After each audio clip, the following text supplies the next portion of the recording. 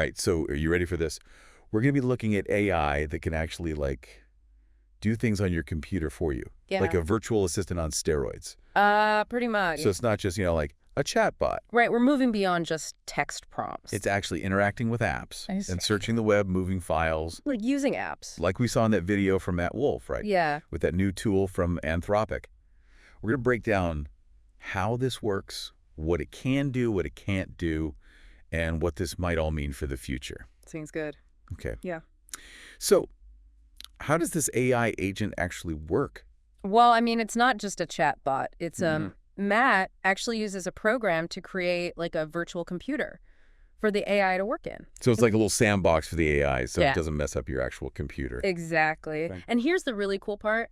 Inside that virtual space, the AI actually has its own desktop Well, with like a web browser oh wow. and spreadsheet software and even a paint program. So it's got like its own little world to play around in. Yeah, it's pretty Well, incredible. they could actually see and interact with things on this digital desktop, Precisely. just like a human would.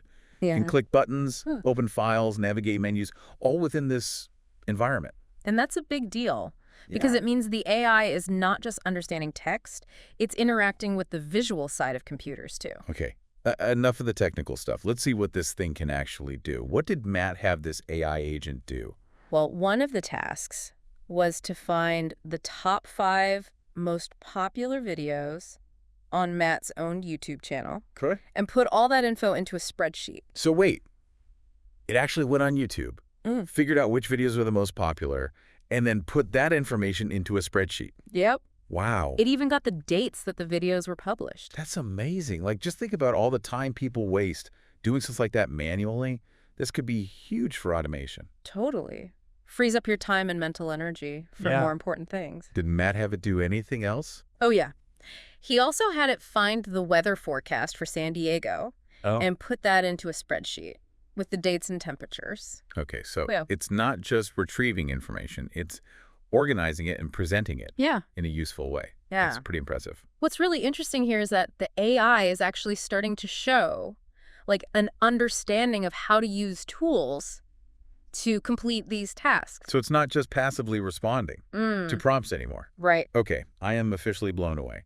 But I gotta ask, did this cutting-edge AI run into any problems? Of course. Every new technology has its limitations. Right. Yeah. Okay, so what kind of limitations are we talking about here? Did it just, like, not know how to do certain things? Well, one issue was something called rate limits. Rate limit. Yeah, it's kind of like a speed limit Mhm. for how fast it can access information online. So even though the AI is super fast, there are still rules about how much data it can grab. Right.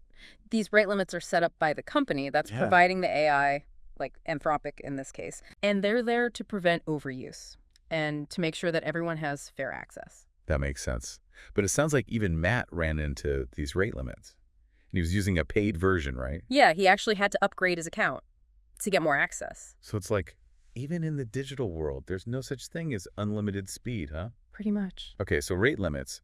What other hiccups did Matt run into? Well, there was one task where he asked the AI to resize a photo of himself. Okay. And it actually managed to download the picture. But then it got stuck trying to resize it. Interesting. So it could do the basic download, but the actual resizing part threw it off. Yeah, it was trying to use like these complicated terminal commands to do the resizing Huh? instead of just using like a simple image editor. So even something as straightforward Yeah. as resizing an image can be like way more complex for AI than we realize. It highlights like how difficult it is to get AI to work perfectly in real world situations, you know? Yeah, there are just so many variables Yeah. and unexpected things that can pop up. It's- Okay, so downloads and resizing images can be tricky. Yeah. What about something more creative? Did Matt try to get the AI to do anything artistic? He did. He asked it to draw a stick figure. No way. And, get this, it actually managed to install a paint program on its virtual desktop, Whoa, it installed a program. all on its own. Wow. But then it kind of froze up. Like it understood the concept of drawing, Yeah. but it couldn't quite figure out the execution part. Ah, so close. Yeah. It's like it can understand the theory, Yeah. but it can't actually like put it into practice. Exactly. Okay, so we've seen the amazing things this AI can do. We've also seen some of its limitations. Yeah. But let's take a step back here. What does this all mean, like in the bigger picture? Well, think about it. This is AI that can use tools. It can learn. It can adapt. We're kind of moving away from this world where we have to tell computers exactly what to do at every single step. So we're giving them more autonomy, more ability to figure things out on their own. Right. And that has the potential to totally change how we work and live. Imagine AI agents that can handle your emails, schedule your appointments, do research for you, Wow. even create presentations. Like having a whole team of Yeah. super assistants Yeah. working for you. Exactly. And as this technology gets better and better, and more people can use it, it could really help out individuals and small businesses Right. by giving them access to things that only big companies Yeah. used to be able to afford. Yeah. That's a really good point. But let's bring it back to Matt's experiment for a sec. What are like the key takeaways Yeah. that you want our listeners to remember about this whole AI agent thing? I think the biggest one is that this is just the beginning. Yeah. We're already seeing these AI agents do some pretty amazing things, but there's still so much room for improvement. So things are going to keep changing. Oh, yeah. Really fast. If this is what's possible now, I can't even imagine what it'll be like in a year or 5 years or 10 years. It's pretty mind-blowing. It is. It's kind of exciting and scary at the same time, right?